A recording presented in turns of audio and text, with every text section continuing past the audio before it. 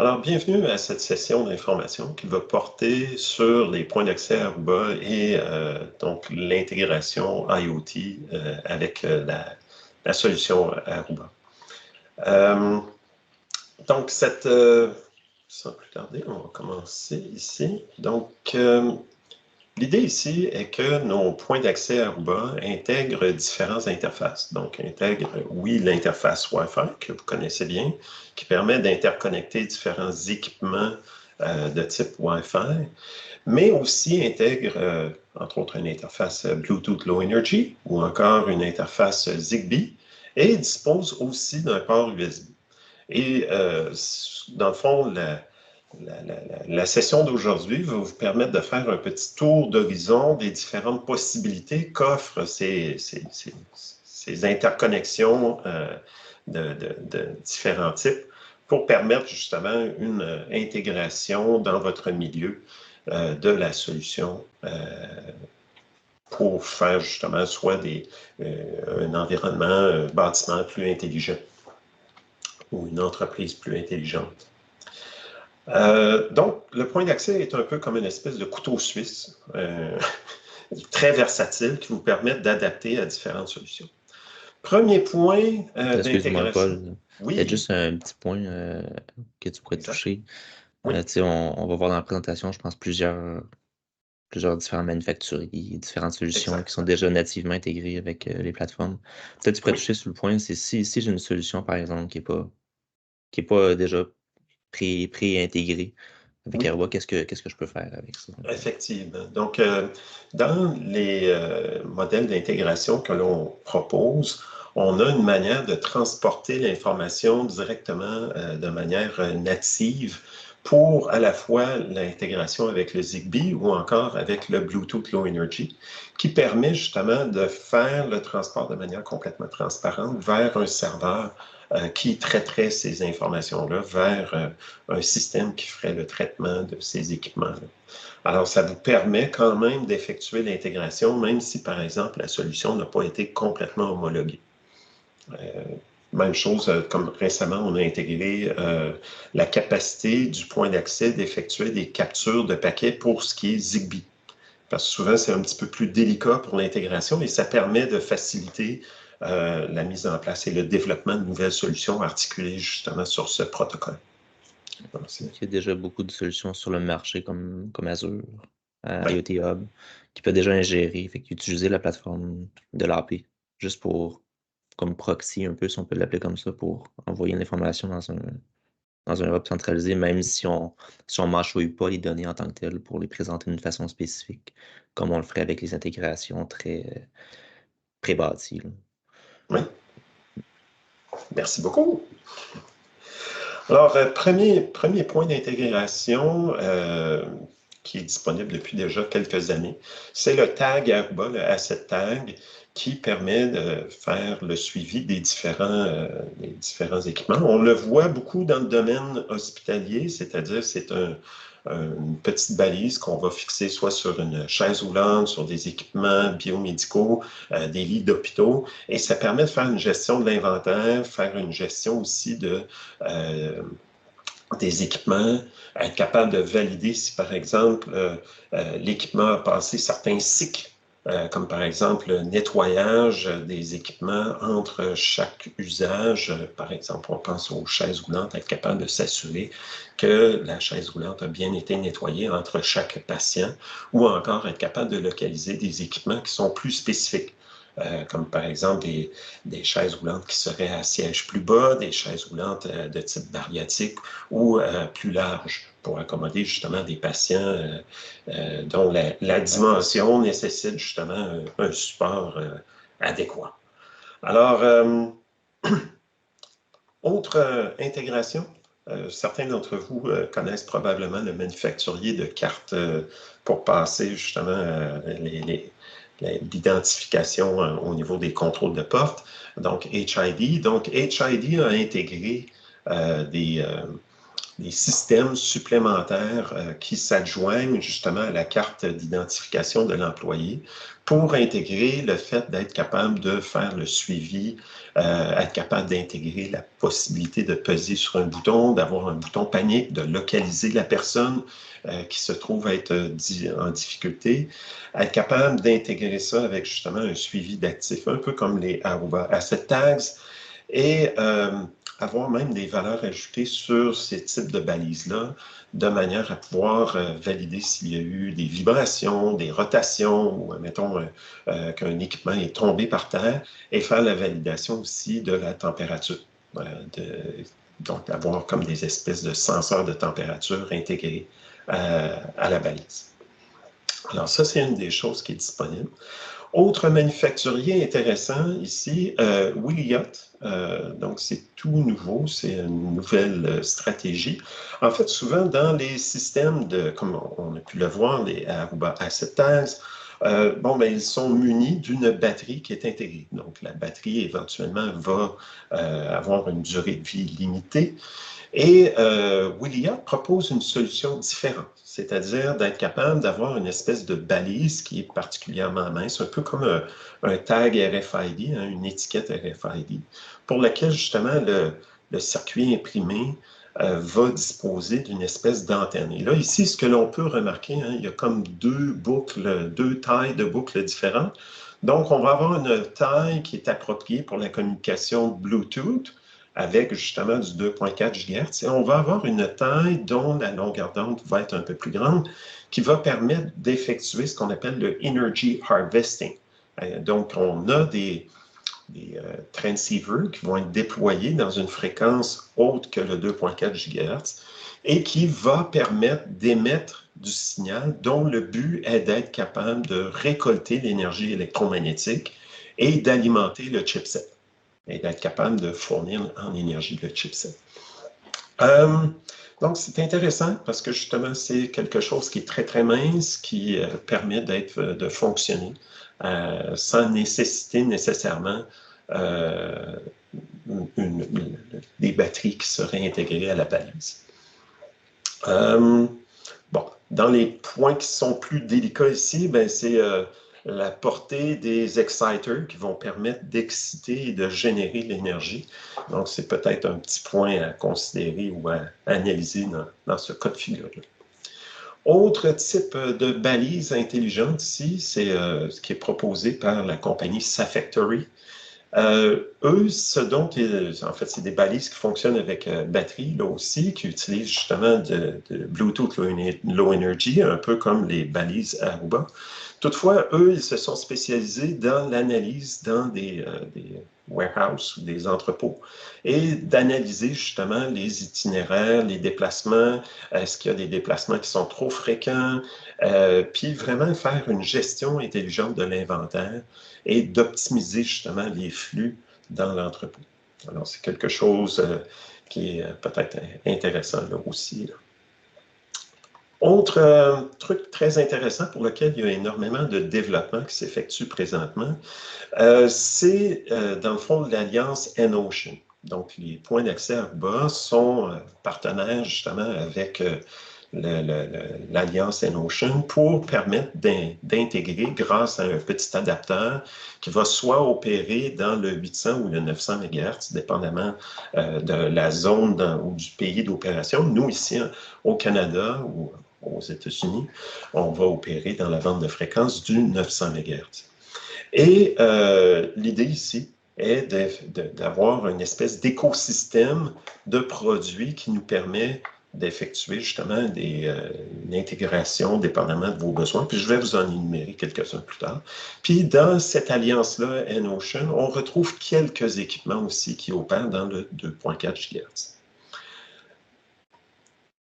Donc, on a vraiment une grande variété de compagnies qui ont emboîté le pas dans dans cette alliance-là, l'alliance N-Ocean, une variété, un catalogue de dispositifs de toutes sortes qui peuvent permettre justement d'avoir mesurer différents types de paramètres. Et tout ça, ça vous permet de faire un bâtiment intelligent, intégré justement avec le petit dongle USB qui va opérer justement dans la bande de fréquence du 900 MHz. Et ça vous permet, entre autres, d'effectuer des intégrations. Dans plusieurs des cas comme ça, ils vont utiliser justement la bande du 900 MHz pour effectuer du energy harvesting ou encore des petits panneaux solaires ou encore ici, bon, ben, le contrôle avec l'interrupteur, ben, en fait, c'est du piézoélectrique. Donc, c'est plein de petites stratégies comme ça pour être capable de faire une intégration sans nécessiter nécessairement d'avoir des batteries au sein de l'équipement. Dans les choses qui peuvent être intéressantes, entre autres, ben, ici, vous avez le détecteur de fuite et de température ambiante qui vous offre, dans le fond, une plage de température d'opération qui permet de valider différents trucs. Et tout ça alimenté par une batterie qui va avoir une durée de vie d'environ 10 ans avec justement quelque chose qui est entièrement résistant avec une protection IP65 pour justement des environnements humides et très poussiéreux. Ou encore, vous avez des systèmes de contrôle du bâtiment, donc Thermocon, qui offre justement des systèmes compatibles avec le N-Ocean, donc thermostat, détecteur de mouvement, contacteur, capteur de présence, différents actionneurs, justement, tout ça interconnecté avec justement la technologie N-Ocean, avec des stratégies de energy harvesting qui éliminent justement les piles et les fils d'interconnexion. Et tout ça ben, peut être automatisé avec un système d'automatisation de gestion du bâtiment, la plateforme Titanium, qui permet d'interconnecter les différents équipements de technologie N-Ocean. Alors, c'est une plateforme qui vous permet de faire ce type d'intégration. Maintenant, dans le contrôle de porte, certains d'entre vous ont peut-être déjà observé ça dans certains hôtels. Alors, il est possible d'être capable de débrarer sa porte d'hôtel grâce au chipset NFC qui est intégré à votre téléphone. Donc, plus de cartes que l'on peut perdre ou qui pose problème là, justement pour débarrer la serrure. Toutefois, pour être capable de reprogrammer la serrure dynamiquement, ben, ça nécessite une communication via, par exemple, le protocole Zigbee. Et c'est l'une des intégrations Zigbee que nous avons en partenariat avec ASSA ABLOY qui permet justement d'élaborer une espèce de réseau. Donc, on utilise le réseau des points d'accès Aruba pour non seulement offrir la connectivité sans fil aux personnes qui vont dans l'hôtel, mais en plus de ça, ben, on est en mesure de fournir le réseau parallèle Zigbee qui permet de faire la reprogrammation et le contrôle des accès physiques avec le contrôle des door locks, en fait, des serrures de porte.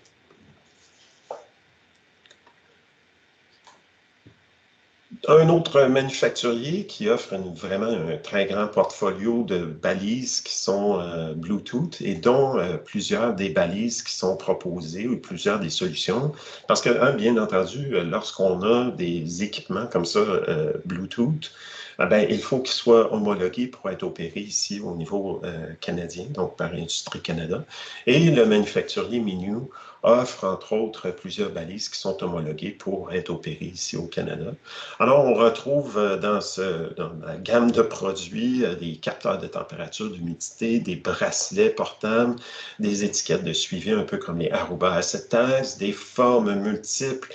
Dans les choses qui sont intéressantes, il y a entre autres des formats de balises qui sont peut-être légèrement plus grosses que celles offertes par Aruba, mais disposent d'une batterie qui permet une opération 5 ans, 7 ans, même, voire il y a même un modèle qui opère pendant 10 ans.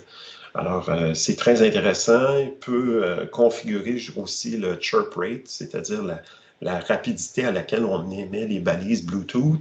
Donc, si on n'a pas besoin d'un suivi extrêmement rapide en temps réel, on est capable de diminuer justement le chirp rate, ce qui permet d'économiser d'autant plus la batterie, être capable justement de faire maximiser, dans le fond, la durée de vie de la solution. Alors, ça peut être quelque chose d'intéressant. Donc, ici, d'autres petits exemples là, de différents types de senseurs, soit d'humidité, de luminosité, de détection de mouvement, et même des asset tags avec accéléromètre intégré. Autre chose qui est intéressante, ici, on va voir l'influence de nos amis du côté américain.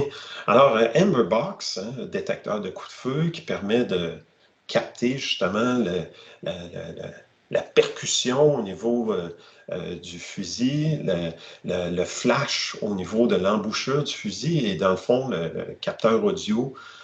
Puis ça permet, entre autres, d'effectuer une espèce de triangulation. Donc, ça s'arrime avec les points d'accès, permet justement d'avoir une meilleure idée au niveau de la localisation et de la proximité du coup de feu et permet d'intégrer ça avec justement les systèmes d'alerte et de réponse pour faciliter le confinement barricadé, faciliter justement l'intervention des mesures d'urgence pour limiter les problématiques là, liées justement à des tireurs fous, entre autres dans le milieu scolaire. Autre chose intéressante, un peu comme ce qui est proposé par la compagnie HID, c'est-à-dire les systèmes justement Track and Protect qui permet justement d'avoir une espèce de bouton panique permettant de t'aviser dans un stationnement ou dans des bâtiments publics et permettre justement l'intervention des personnes ou encore justement de mieux cibler les caméras de surveillance, etc., dans le cas où il y aurait une alerte ou une agression dans un stationnement, par exemple.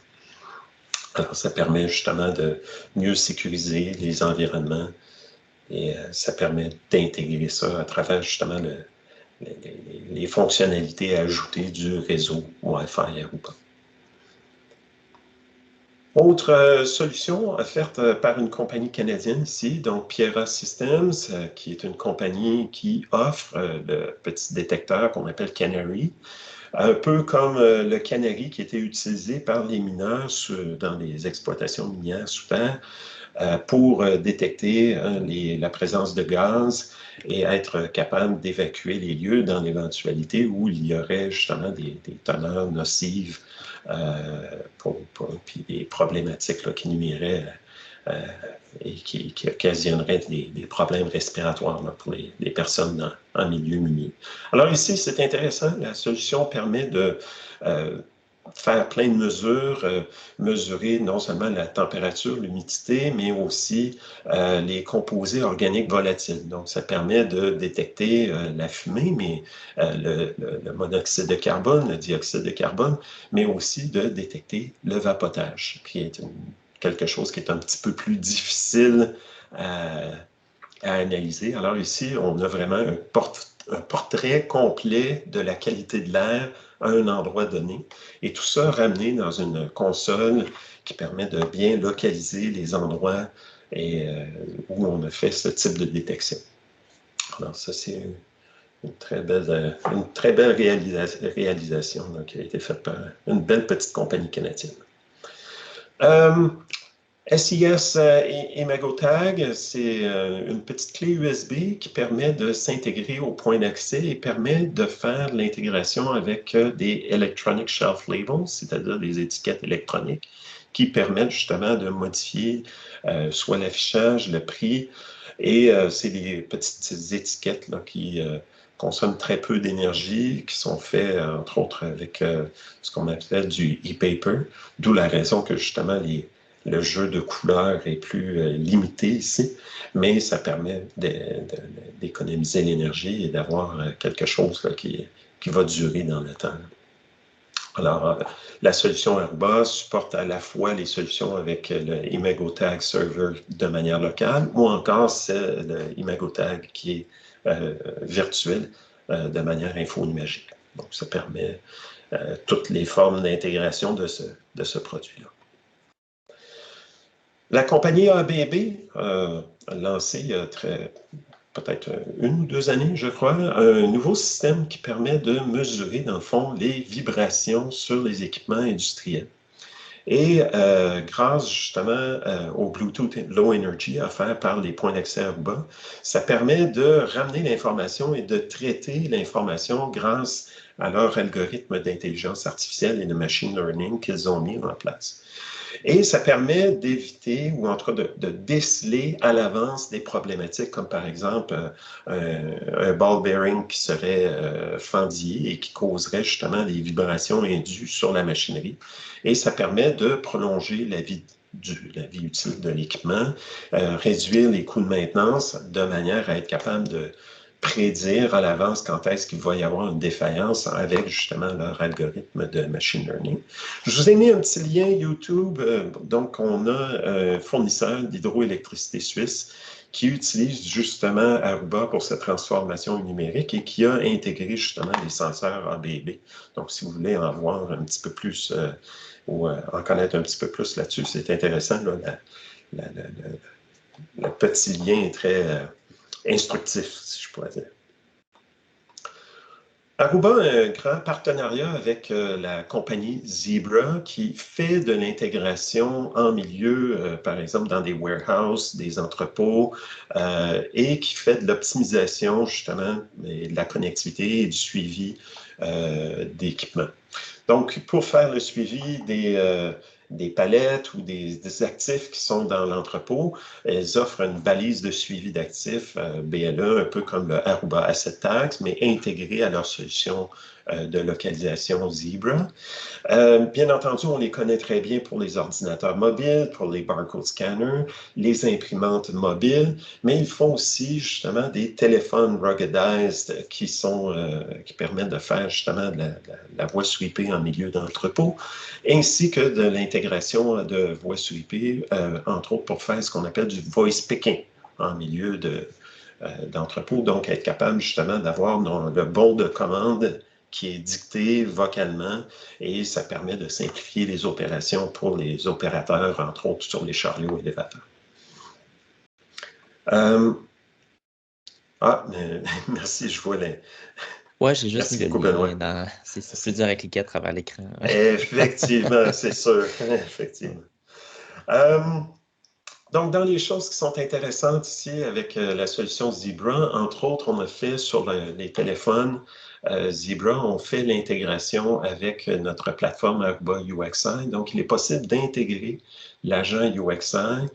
Pour ceux qui ne savent pas qu'est-ce que l'agent UXI, le User Experience Agent, j'ai fait une petite session précédemment l'année dernière en collaboration avec l'ETS où on a déployé justement plusieurs senseurs UXI à travers l'École de technologie supérieure. Cette session-là est disponible sur ma chaîne YouTube. Alors, si vous voulez la revoir, c'est libre à vous et ça peut être très instructif. Donc ici, avec Zebra, on fait l'intégration à l'intérieur du téléphone. Donc, ça permet de faire différents suivis, entre autres les suivis pour les problématiques justement de voix en temps réel, d'itinérance avec la voix sur IP.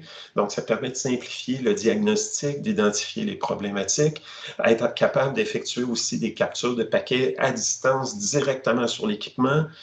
Donc, ça évite de faire des déplacements sur site et ça permet dans le fond de minimiser les coûts. Alors, ce qui est intéressant ici, hein, on voit la différence avec le Synthetech Agent qui est intégré directement au téléphone Zebra. Ça permet effectivement de faire les tests synthétiques. Ça permet de voir la performance comme telle de l'application, faire des captures de paquets, faire l'analyse d'itinérance, être capable justement d'avoir de la localisation plus précise grâce au protocole 802.11 MC. On va en voir un petit détail un petit peu plus loin. Donc, plusieurs éléments supplémentaires qui sont intégrés directement à la plateforme Zebra et qui ne sont pas disponibles dans l'agent Android natif.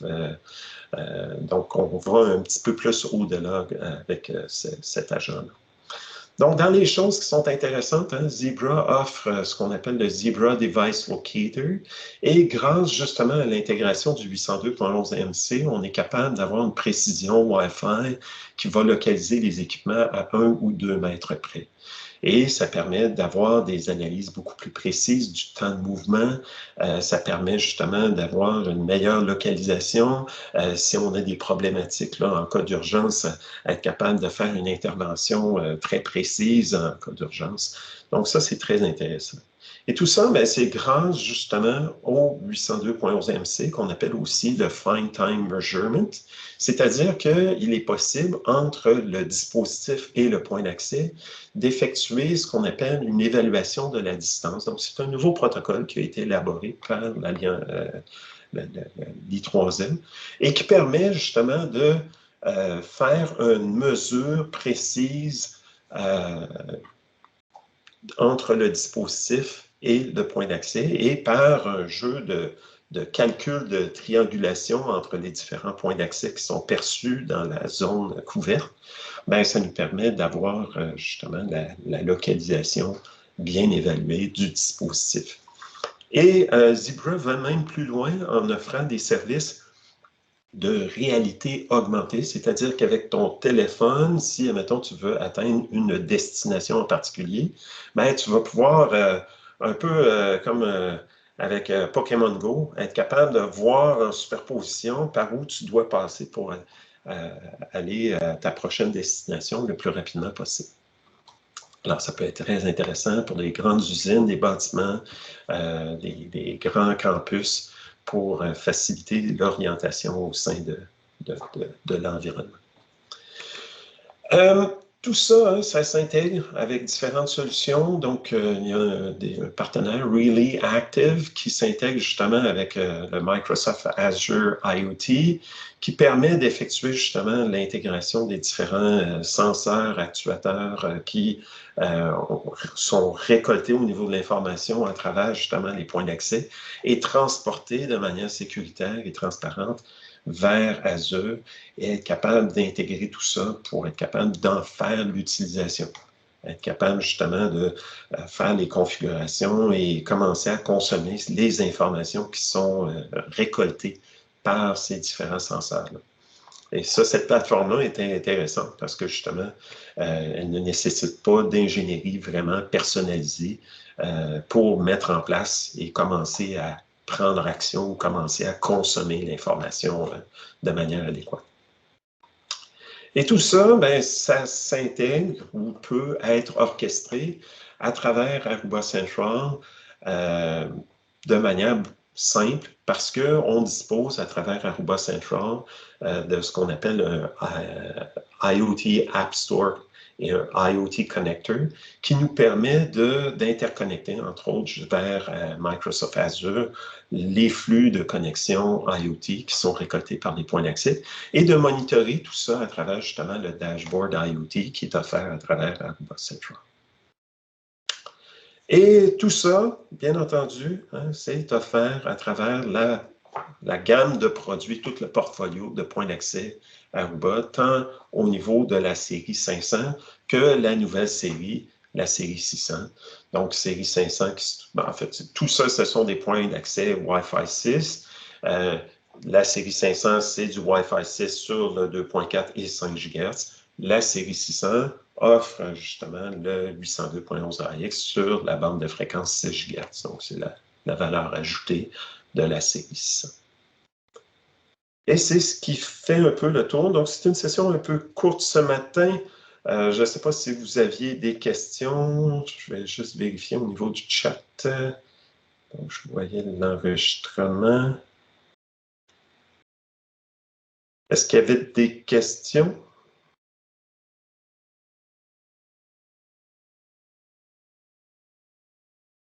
Ah, oui. Bon, je crois. N'hésitez pas à vous ouvrir mon micro pour poser vos questions. Oui, bonjour. Oui, bonjour. Tu as parlé tantôt du 900 MHz, des applications peut-être d'augmenter la portée et tout.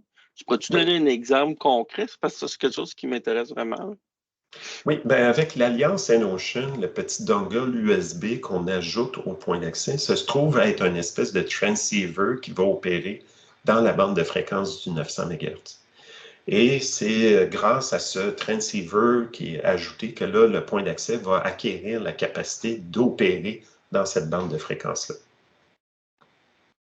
OK, mais est-ce que ça peut, mettons que ça pourrait servir pour un réseau mesh pour demander une portée ou ça sert juste pour l'IoT? C'est plus, dans ce contexte-là, c'est plus pour du IoT. C'est plus pour du IoT avec C'est un choix l'Alliance technologique Ouais, qui a été fait par l'Alliance Notion d'utiliser cette fréquence-là pour. C'est ça. Ce qu'il faut comprendre, hein, dans le 900 activités. MHz, on n'a pas des grandes largeurs de bande. Alors, on n'a pas beaucoup de throughput là, possible. Donc, c'est vraiment plus pour justement du IoT. Là. On ne pourrait pas envisager ça là, pour faire, par exemple, une liaison mesh à haut débit, par exemple. OK. Merci. Puis là, je voyais la question de M. Lévesque concernant IAP ou Campus. C'est offert dans les deux plateformes. C'est offert même avec la nouvelle plateforme là, de Aruba OS 10. Donc, c'est offert dans toutes les gammes de produits ou tous les systèmes d'exploitation.